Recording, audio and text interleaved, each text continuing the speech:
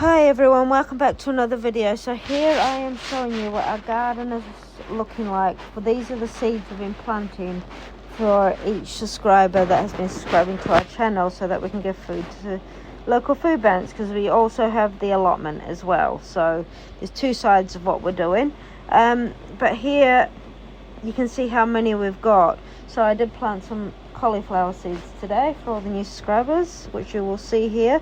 But because some of these seeds are getting bigger, not seeds, they're now plants or seedlings, they're getting really big. They needed putting into bigger pots, as you can see, so that they will continue to grow and actually form a veg. So what I'm doing with some of them is I'm going to put them into these buckets, which I half fill, then I put them in, put some more compost and allow them to grow. But I put them further down because that encourages them to grow big and strong, and I can add more compost as well so they don't become leggy plants.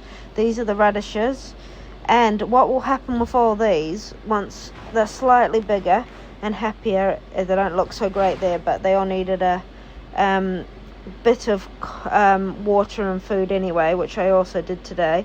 As you can see, this is once they've all been watered and fed and looking happy.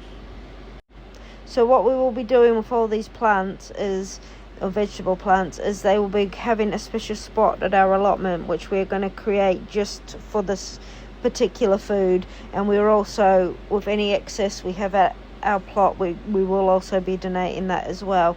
So there'll be a whole heap of hopefully veg, as long as they don't get destroyed by pests, going to the allotment. So yeah, that's a bit of my trick by planting them slightly down in good quality compost. They do tend to grow well, and we end up with lovely strong plants. So don't forget to subscribe and continue to follow on this journey, guys. Thank you. Bye bye.